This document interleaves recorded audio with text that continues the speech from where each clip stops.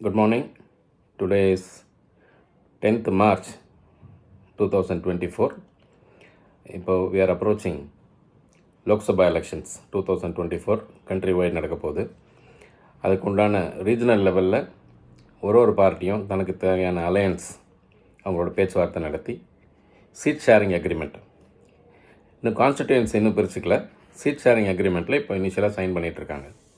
இப்போ முதல்ல தமிழ்நாடை பொறுத்த மட்டும் டிஎம்கே தன்னோட ஷீட் ஷேரிங் பொசிஷனை ஃபைனலைஸ் பண்ணியிருக்காங்க வித் வேரியஸ் பார்ட்டிஸு. இப்போது ஆஸ் ஆஃப் டுடே இந்த 2024 லோக்சபாவுக்கு டிஎம்கேயோட எந்தெல்லாம் பார்ட்டி அலையன்ஸில் இருக்குது அப்படிங்கிறத நம்ம பார்க்கலாம். இப்போது out of 39 seats in Tamil Nadu, DMK will be contesting in 21, Congress 9, Viduthalai Siruthai Katchi VCK 2, communist party Marxist 2, communist party of India லெஃப்ட்னு சொல்லுவோம் 2, எம்டிஎம்கே வைகோ அவர்களோட கட்சி 1, முஸ்லீம் லீக் 1, கொங்கு மக்கள் தேசிய கட்சி 1. ஸோ 39 டேலி இப்படி அரைவ் பண்ணியிருக்காங்க. இதுதான் அவங்களோட ஸ்ட்ராட்டஜி. இதே போன எலெக்ஷனில் என்ன நடந்திருக்கு அப்படின்னாக்க, இதே சீட் ஷேரிங் டிஎம்கேவோட ஒரு சீட்டை இந்திய ஜனநாயக கட்சி பாரிவேந்தர் அவர்களுக்கு கொடுத்துருந்தாங்க. அது ஒன்று தான் இப்போது இவங்க அலையன்ஸ்லேருந்து வெளியில் போயிருக்கு. பாக்கி பேர் எல்லோரும் அப்படியே இருக்காங்க.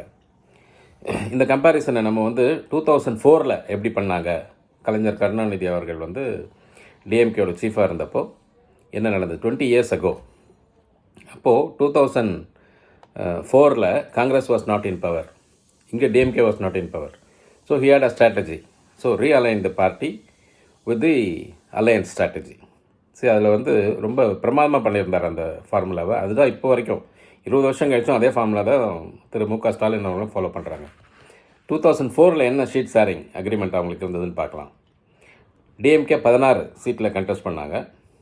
16க்கு 16 ஜெயித்தாங்க. காங்கிரஸ் 10 சீட்டு 10க்கு 10 ஜெயிச்சது. ஏன்னா anti incumbency in both the places, central as well as ஸ்டேட்டில் இருந்தது. அப்போது கம்யூனிஸ்ட் பார்ட்டி ஆஃப் மார்க்சிஸ்ட் 2 சீட்டில் கண்டெஸ்ட் பண்ணாங்க, 2 ஜெயித்தாங்க.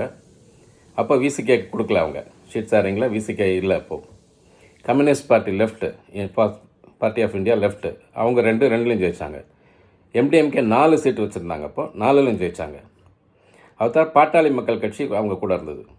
ஸோ அந்த ஓட் பேங்க் அவங்க கிட்ட இருந்தாலும் 5ல் 5 ஜெயித்தாங்க. ஸோ இது ஒன்றுக்கு பார்த்தீங்கன்னா ஒரு பார்ட்டி இன்னொரு பார்ட்டியோட ஸ்ட்ரென்த்தால் தான் ஜெயிக்க முடிஞ்சுது. ஸோ பார்லிமெண்ட் எலெக்ஷனை பொறுத்த மட்டும் அலையன்ஸ் பிளே ஏ மேஜர் ரோல். இதுக்கு இன்னொரு உதாரணம் 2014 நம்ம அழகாக சொல்லலாம்.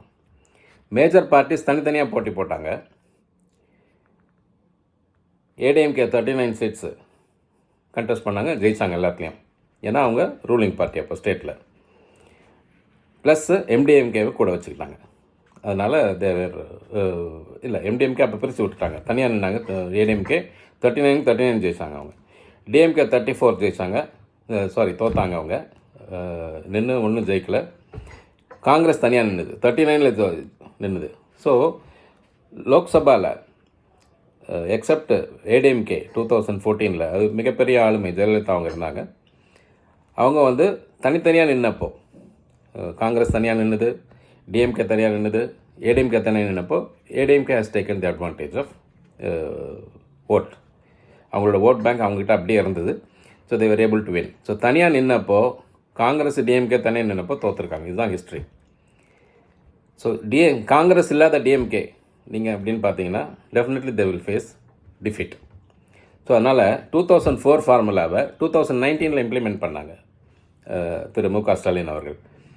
ஏன்னா 2014 அவங்கள காங்கிரஸை தனியாக நிற்க வச்சு they also burnt their fingers, both DMK as well as Congress. So இந்த 2019 என்ன பொசிஷன்னு பார்த்தோம்னாக்க, டிஎம்கே 20 சீட்டு, காங்கிரஸ் 9 சீட்டில் ஜெயிச்சா நின்னாங்க. VCK 2, communist party 2, communist party of India 2, Muslim League 1, MDMK 1, Kongu Makkal Desiya கட்சி 1. ஸோ இந்த மாதிரி காங்கிரஸ் வித் டிஎம்கே அலையன்ஸ் இருக்கும்போது they are able to win maximum number of seats. அதே ஸ்ட்ராட்டஜி தான் இப்போது 2019க்கும் 2024க்கும் பெரிய டிஃப்ரென்ஸ் இல்லை அவங்க அலையன்ஸ் ஸ்ட்ராட்டஜியில். They are strictly following the success formula. So 2004 they had seen a success. 2009 they had seen a success when they are alliance with the Congress with other parties. Again 2019 they had a major landslide victory with the alliance of Congress. Though Congress has lost power in center, ஸ்டேட்டில் காங்கிரஸ் இல்லாத DMK success பண்ணலை. So அதனால் they know pretty well காங்கிரஸை கூட தான் வச்சுக்கணும் இங்கே அப்படின்றதுல ரொம்ப தெளிவாக இருக்காங்க. அந்த alliance formation it is likely to win also இந்த தடவை. ஏன் அப்படின்னாக்கா எதிர்பக்கம் இருக்கிற அலையன்ஸ் ஃபார்முலாவில் 2019 அவங்களுக்கு இருந்த அலையன்ஸ் தோற்றுருக்காங்க என்டிஏவில், ஏடிஎம்கே அலையன்ஸு. ஸோ இப்போ ஏடிஎம்கே வந்து பிஜேபி அலையன்ஸ் வருமா வராதுன்னு நிறைய கெஸ் ஒர்க்லாம் போய்கிட்டு இருக்கு. ஸோ இதெல்லாம் நம்ம வெயிட் பண்ணி தான் பார்க்கணும். லோக்சபா பொறுத்தவரை 2024 இந்த DMK side seems to be strong. But new voters பேட்டர்னும் உள்ளே வந்திருக்காங்க. இந்த 5 வருஷத்தில் புது ஓட்டரிங் யங்ஸ்டர்ஸ் வந்திருப்பாங்க. The lot of changes may also happen. Party position wise என்ன ஸ்ட்ராங் பண்ணியிருக்காங்க, எந்த இடத்துல வீக் ஆகிருக்காங்க அப்படிங்கிறத பொறுத்து ஓட் பேங்க் சேஞ்ச் ஆகலாம். பட் ஓவரால் பார்த்தோன்னாக்க தமிழ்நாட்டில் DMK alliance seems to be strong. இதுதான் சுச்சுவேஷன் இன்றைக்கி. அடுத்த அலையன்ஸ் ஃபார்மேஷன் ஃபைனலைஸ் ஆச்சுன்னா அதையும் நம்ம பேசலாம் வித் ஸ்டாட்டிஸ்டிக் டேட்டா. இதுக்கு முன்னாடி எப்படி அவங்க ஜெயித்தாங்க, எந்த மாதிரியான காம்பினேஷனில் அவங்களால ஜெயிக்க முடிஞ்சுது, இப்போ இந்த தடவை அவங்களால எதிர்பக்கம் இருக்க ஸ்ட்ராங்கான கண்டஸ்டண்ட்டுக்கு டஃப் ஃபைட் கொடுக்க முடியுமா, அதையும் பார்க்கலாம். இப்போது ஷீட் ஷேரிங் தான் நடந்திருக்கு. அப்புறம் கான்ஸ்டிட்யூன்சி அலோகேஷன் இருக்கு இல்லையா, அதில் கொஞ்சம் மனஸ்தாபங்கள் வரலாம் சில பார்ட்டிஸோடு. தான் எதிர்பார்த்த இடம் தனக்கு ஒதுக்கப்படலை அப்படிங்கிற ஒரு டிஃப்ரென்ஸ் ஆஃப் ஒப்பீனியன்ஸ் வரலாம். இல்லை கேண்டிடேட்டு ஒரு பர்டிகுலர் கேண்டிடேட் ஸ்ட்ராங்காக இருந்திருப்பார், அவருக்கு கிடைக்காம இருந்திருக்கலாம். அவங்க வந்து மற்ற கொடுக்கப்பட்ட கேண்டிடேட்டுக்கு சப்போர்ட் பண்ணுவாரான்னு பார்க்கணும். அதே மாதிரி அலையன்ஸ் இருக்கிற பார்ட்டிஸ் வந்து ஒரு பர்டிகுலர் கேண்டிடேட் ஸ்ட்ரென்த்து அவங்கள மீட் அவுட் பண்ண முடியுதான்னு பார்க்கணும். அவங்களோட கூப்பிட்டு பேசி இணக்கமான முறையில் பேசி இந்த கூட்டணி ஜெயிக்கணும் அப்படிங்கிறத எல்லாருக்கும் கம்யூனிகேட் பண்ணி இந்த மாதிரி வேலைகள்லாம் இனிமேல் இருக்குது before the finalisation of constituency and the candidate. இதுதான் ரொம்ப இம்பார்ட்டண்ட். இந்த இடத்துல பார்க்கலாம், இருக்க எப்படி இருக்குன்னு பார்ப்போம். Good day.